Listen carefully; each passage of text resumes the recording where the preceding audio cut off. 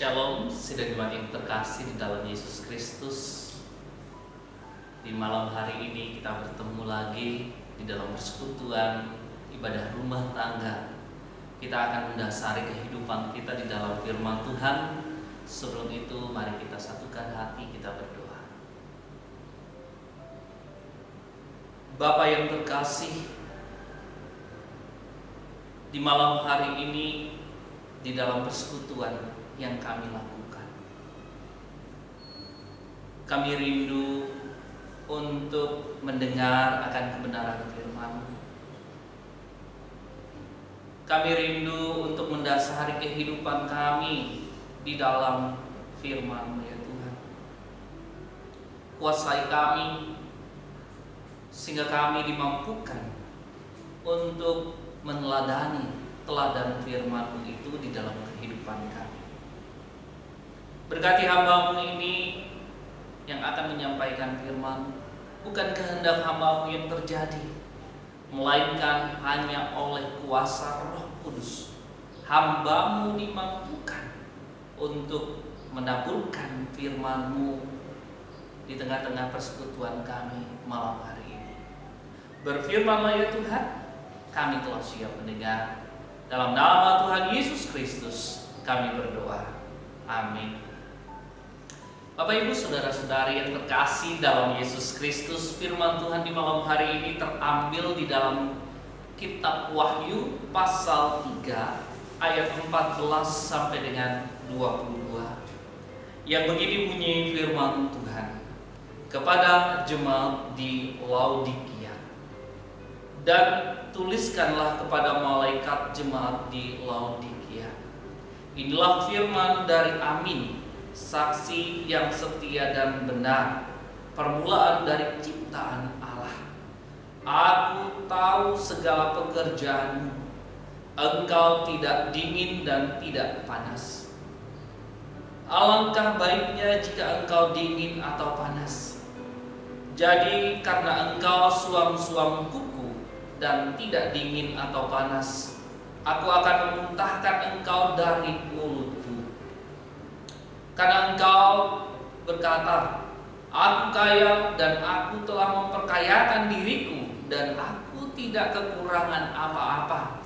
Dan karena engkau tidak tahu bahwa engkau melarat dan malang, miskin, buta, dan telanjang, maka aku menasihatkan engkau supaya engkau membeli daripadaku emas yang telah dimurnikan dalam api, agar engkau menjadi kaya, dan juga pakaian putih supaya engkau memakainya, agar jangan kelihatan ketelanjanganmu yang memalukan, dan lagi minyak untuk mengumas matamu supaya engkau dapat melihat.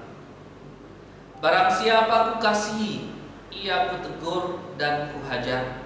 Sebab itu relakanlah hatimu dan bertobatlah. Lihat, aku berdiri di muka pintu dan mengetuk. Jikalau ada orang yang mendengar suaraku dan membuka pintu, aku akan masuk mendapatkannya, dan aku makan bersama-sama dengan dia, dan ia bersama-sama dengan aku.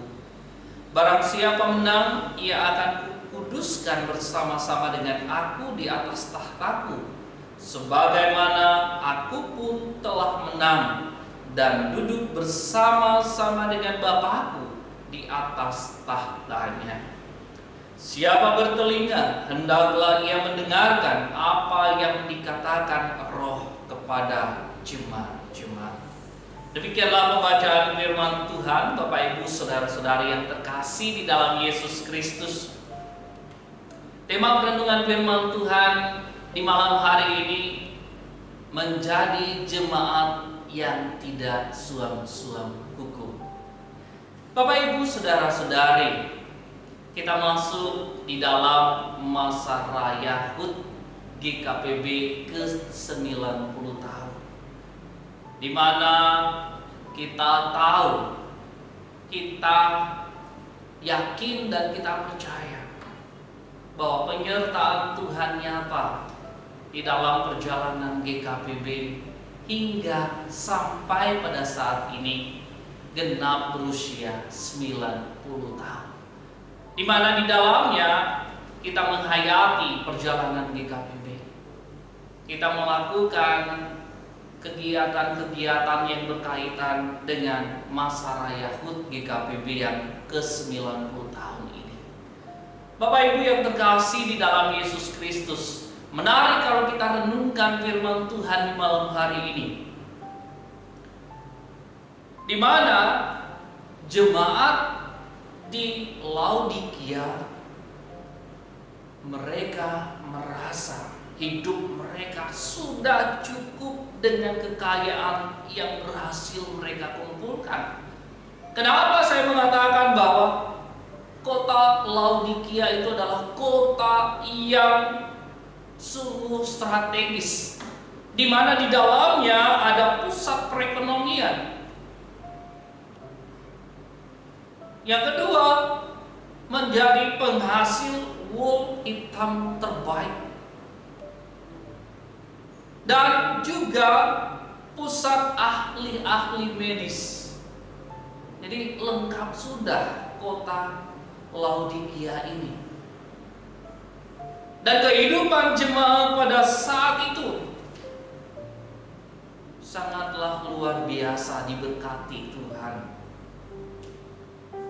Kalau saya mengatakan mereka ini paling wow di antara, kalau kita membaca kitab Wahyu, ada 7 jemaat yang disebutkan dalam kitab Wahyu. Mereka ini, kota ini, kota yang wow kelihatan. Dan ketika mereka sudah memiliki semua itu, mereka merasa bahwa mereka tidak membutuhkan siapa-siapa, tidak membutuhkan bantuan dari pihak manapun.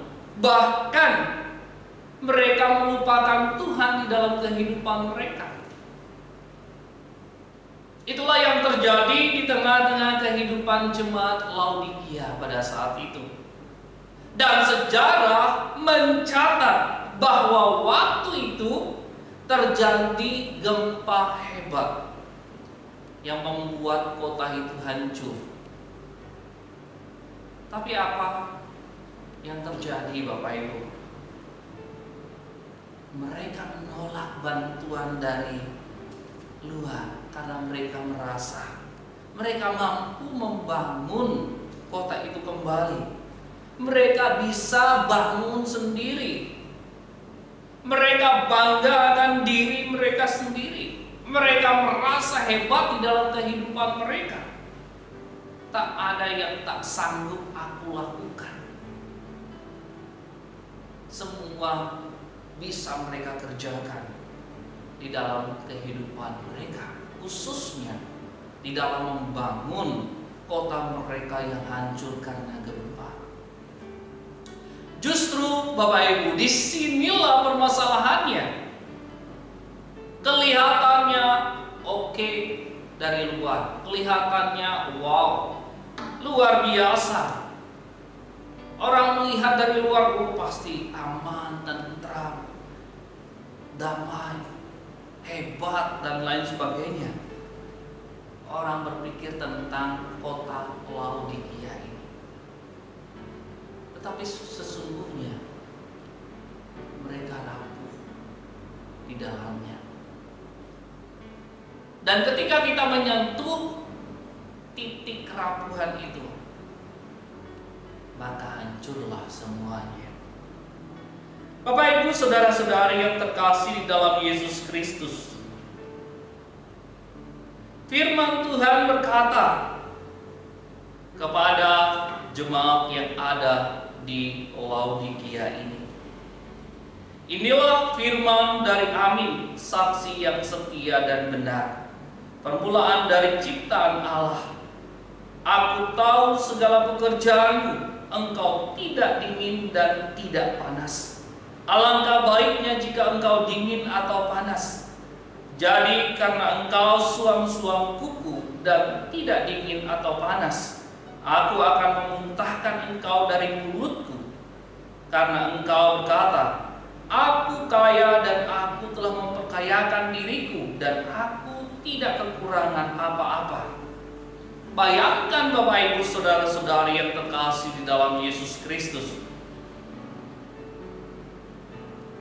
Mereka merasa, mereka yakin akan diri mereka dengan kehebatan, dengan kekuatan, dengan apa yang mereka miliki. Mereka bisa menjalani kehidupan ini dengan baik. Mereka bisa mengusahakan segala sesuatu di dalamnya. Tapi kenyataannya, mereka bukanlah siapa-siapa di hadapan Allah. Makanya tidak heran atau tidak mengagetkan Tuhan menyebut mereka sebagai jemaat yang suam-suam kuku. Gak panas, gak dingin. Bapak Ibu, kalau kita mandi pakai air panas, biasanya yang terjadi bukan air panas yang kita pakai kan. Antara panas dan dingin kita campur. Istilahnya adalah suam-suam kuku. Itu enak kita pakai mandi. Seger rasanya badan kita. Atau kita misalnya minum air yang baik, yang bagus itu air yang tidak panas juga tidak dingin, suam-suam kuku. Tetapi ketika kita berbicara tentang hal mengikut Yesus, kita tidak boleh seperti air ini, air suam-suam kuku ini. Kita tidak boleh menjadi jemaat yang suam-suam kuku di dalam kehidupan kita. Apa saja sih ciri-ciri orang Kristen yang suam-suam kuku yang saya maksud di sini? Yang pertama, secara lahiriah dia ikut Tuhan, tetapi tidak ada keseriusan dalam hatinya. Dia tahu firman Tuhan, tapi dia tidak melakukan firman-Nya. Dia membaca firman Tuhan, tapi tidak melaksanakannya di dalam kehidupannya. Jadi secara lahiriah dia ikut Tuhan, tetapi tidak ada keseriusan dalam hatinya. Tidak benar mengikut Tuhan, tidak benar-benar menyerahkan kehidupannya di dalam Tuhan. Yang kedua, ia mengutamakan keduniawian atau hal-hal jasmani, khususnya uang daripada kerohanian. Seperti yang dikatakan di dalam ayat yang ke-17 tadi. Karena engkau berkata, aku kaya dan aku telah memperkayakan diriku dan aku tidak kekurangan apa-apa. Apakah saudara adalah orang yang seperti itu? Uang, pekerjaan, keluarga, hobi, dan kesenangan-kesenangan duniawi lainnya yang lebih kita utamakan di tengah-tengah kehidupan kita. Mungkin kita mengingat sebuah peristiwa yang terjadi di dalam Alkitab. Dikatakan godaan pertama yang dialami oleh Yesus pada saat ia sedang berpuasa. Setan justru menawarkan keduniawian kepadanya. Dia bilang, kalau engkau adalah anak Allah, ubahlah batu ini menjadi roti. Bahkan dikatakan, jikalau engkau mau mengikutku, segala yang ada ini akan diberikan kepadamu. Jadi pastilah kita mengingat akan hal itu. Godaan pertama yang dialami oleh Yesus adalah menawarkan, ya, setan sendiri menawarkan keduniawian kepadanya.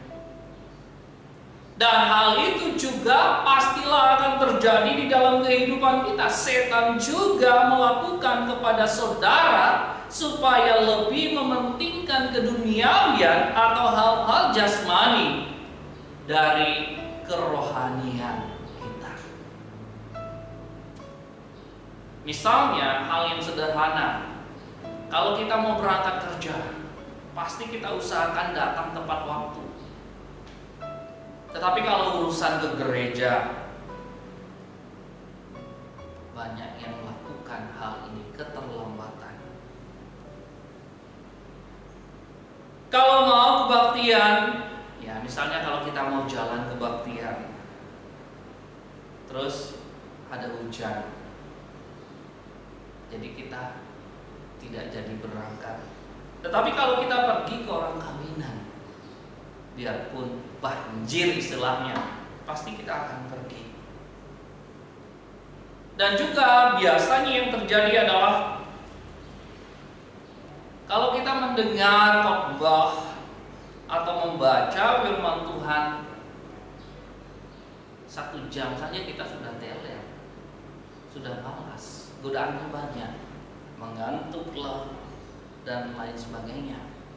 Tetapi kalau kita pergi ke bioskop, nonton di sana satu film kira-kira 2 jam, waktunya itu kita betah, kita menikmati itu. Bapak Ibu, saudara-saudari, ingatlah bahwa semua yang duniawi akan berlalu di dalam kehidupan kita, tetapi yang rohani akan tinggal tetap di tengah-tengah kehidupan kita. Janganlah kita menjadi atau mengutamakan hal-hal duniawi atau hal-hal jasmani di dalam kehidupan kita dan meninggalkan hal rohani di tengah-tengah kehidupan kita.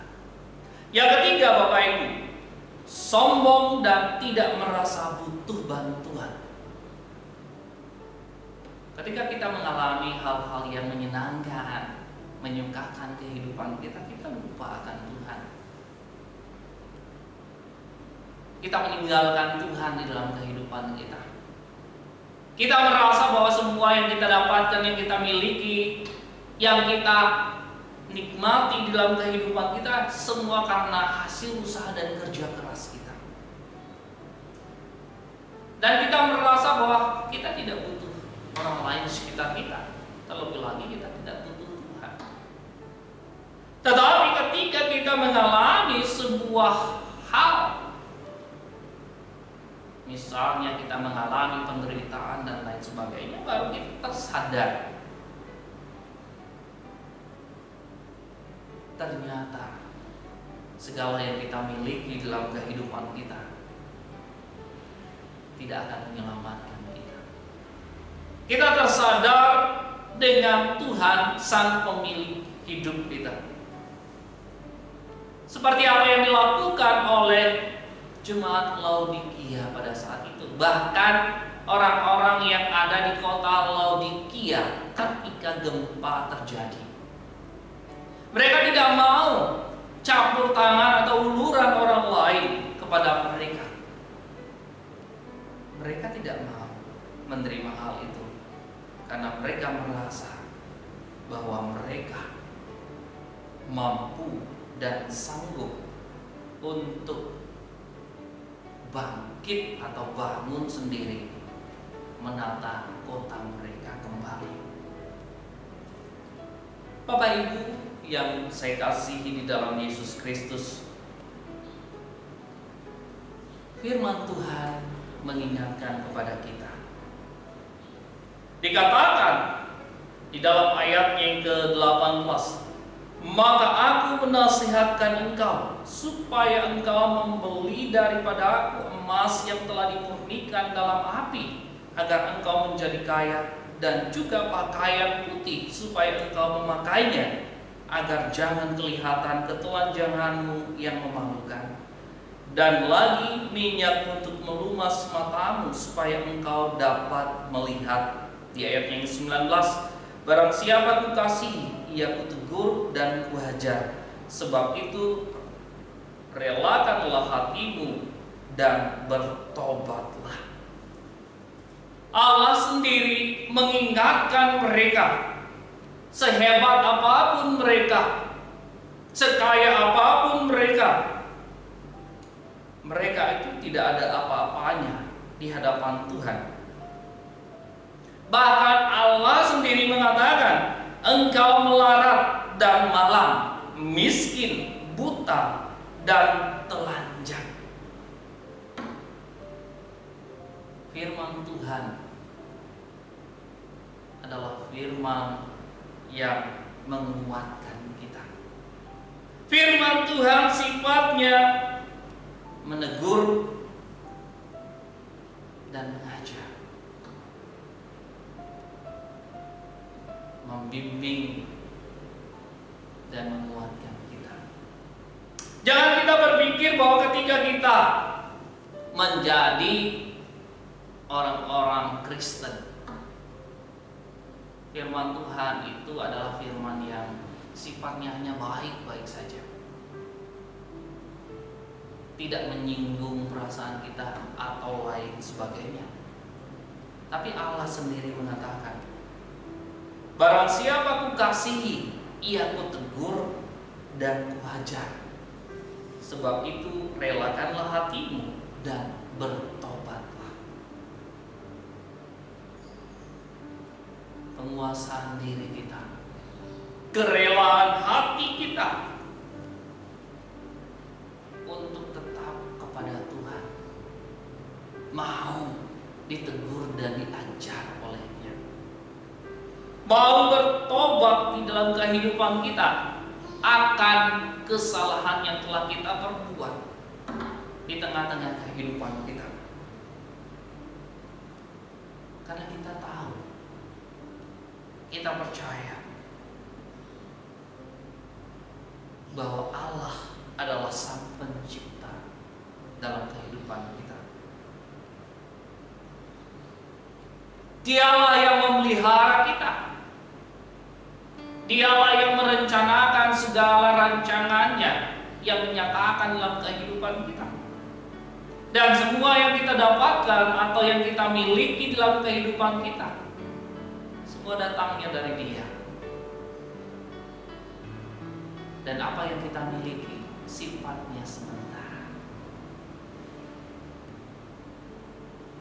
Oleh karena itu, firman Tuhan di dalam ayatnya yang selanjutnya mengatakan, lihat, aku berdiri di buka pintu dan mengetuk. Jikalau ada orang yang mendengar suaraku dan membuka pintu, aku akan masuk mendapatkannya, dan aku makan bersama-sama dengan dia, dan ia bersama-sama dengan aku.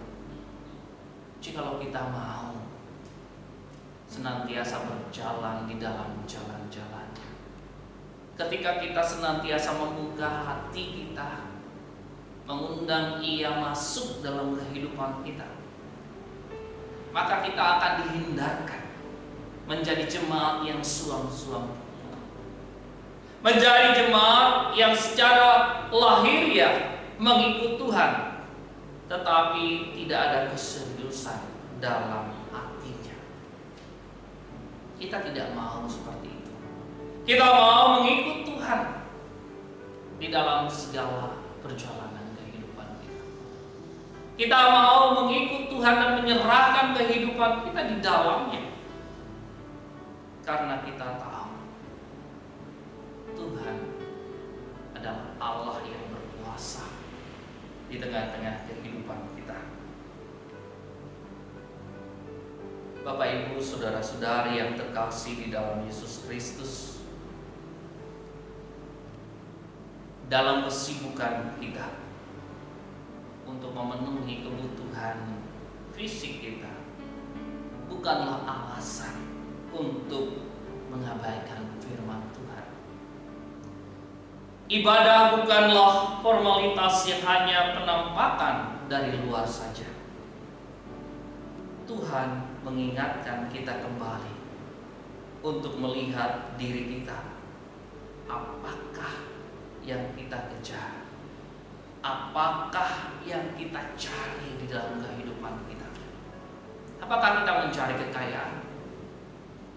Apakah kita mengejar kedudukan? Saya percaya pertanyaan ini akan semakin menguatkan kehidupan kita. Apa yang kita kejar? Apa yang kita cari dalam kehidupan kita? Yang kita kejar dan kita cari dalam kehidupan kita adalah kehidupan yang kekal di dalamnya. Keselamatan yang hanya datangnya daripadanya. Carilah dahulu kerajaan dan kebenarannya, maka semuanya itu akan ditambahkan kepadamu. Carilah Dia, dekatkan diri kepadanya, maka semuanya akan ditambahkan kepadamu. Saya tidak mengatakan bahwa kita tidak boleh mencari uang. Kita tidak boleh berusaha, boleh. Tapi senantiasa biarkan Tuhan campur tangan dalam kehidupan kita. Dialah yang memampukan kita untuk melakukan semua itu, untuk memenuhi kehidupan atau kebutuhan hidup kita. Dan biarlah firman Tuhan ini senantiasa menguatkan kita. Dikatakan di dalam ayatnya yang terakhir, siapa bertelinga hendaklah ia mendengarkan apa yang dikatakan Roh kepada jemaat-jemaat. Kita sudah mendengar firman Tuhan. Lakukanlah hal itu di dalam kehidupan kita dengan tuntunan kuasa Roh Kudus, sehingga kita boleh menjadi jemaat yang berkenan kepadanya, jemaat yang senantiasa memuliakan namanya, melibatkan Tuhan dalam segala keadaan dan situasi hidup kita, memuji, memuliakan namanya. Di sanalah kita akan bermegah di dalamnya, karena Tuhan sendiri berkata, aku ada di dalam Dia, dan Dia bersama-sama dengan aku. Syukurlah ketika kita bersama dengan Dia dan Dia berkata, Dia bersama dengan aku. Itulah yang kita cari di dalam kehidupan kita. Berbahagialah untuk kita sekalian. Amin. Mari kita bersama-sama akan menaikkan doa syafaat kita. Untuk itu mari kita satukan hati, kita berdoa. Ya Tuhan Allah Bapa kami, pada saat ini kami boleh dapat merenungkan firman-Mu. Engkau mengingatkan kepada kami untuk tidak menjadi jemaat yang suam-suam hukum, tetapi kami boleh menyandarkan kehidupan kami hanya kepada-Mu ya Tuhan. Tetap bersemangat memuliakan nama-Mu, menyebarkan kabar sukacita dimanapun kami boleh berada, melalui perkataan dan tindakan kami. Di malam hari ini kami berdoa buat saudara-saudari kami yang mengalami kelemahan tubuh, yang menderita sakit penyakit.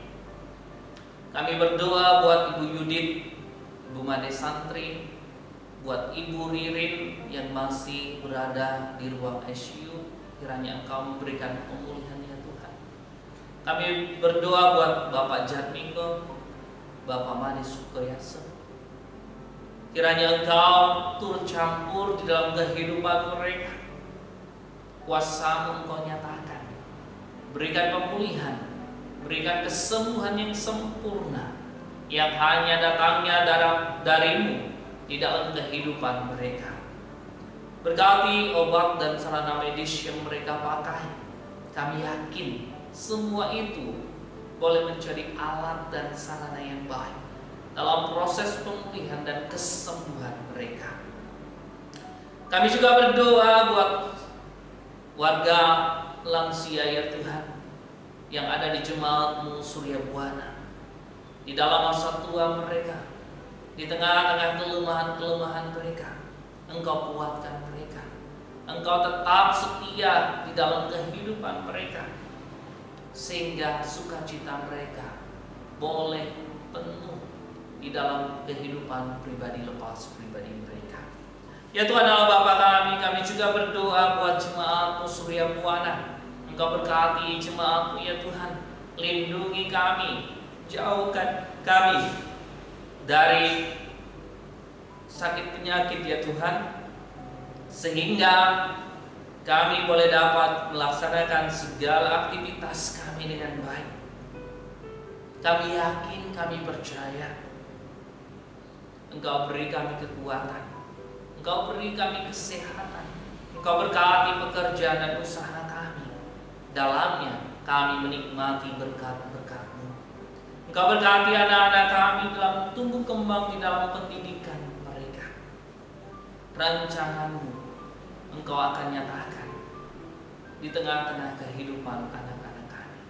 Kami yakin Engkau memberikan yang terbaik di dalam perjalanan hidup mereka. Ya Tuhan Allah Bapa kami juga berdoa buat gereja Kristen Protestan di Bali. Di dalam masa raya HUT GKPB yang ke-90 tahun. Engkau berkati GKPB ya Tuhan. GKPB mulai ada di tengah-tengah Pulau Bali ini, semua atas rencana-Mu. Engkau memampukan GKPB untuk senantiasa berdiri tegak dan kokoh. Dan biarlah GKPB boleh dapat menyatakan keadilan, kebenaran, dan menjadi berkat bagi masyarakat yang ada di Pulau Bali ini. Ya Tuhan Allah Bapa kami juga berdoa buat bangsa dan negara kami di dalam masa pandemi COVID-19 ini. Kami yakin, kami percaya Engkau campur tangan ya Tuhan. Engkau nyatakan kuasa, Engkau beri pemulihan, beri kesembuhan bagi bangsa dan negara kami. Engkau melawat dan menjamah bangsa ini ya Tuhan. Engkau berkati vaksin yang dipakai untuk menjadi alat guna memutus mata rantai penyebaran COVID-19 ini. Kami yakin, kami percaya Engkau akan menyatakan pemulihan bagi bangsa dan negara kami ini. Berkati presiden jajarannya yang ada. Engkau mampukan mereka untuk mengemban tugas tanggung jawab ini dengan baik. Dan Engkau memberkati segala usaha dan upaya guna melakukan yang terbaik, memutus mata rantai penyebaran COVID-19 ini. Ya Tuhan Allah Bapa kami, inilah seru dan permohonan yang kami alaskan dalam nama Tuhan Yesus Kristus. Amin.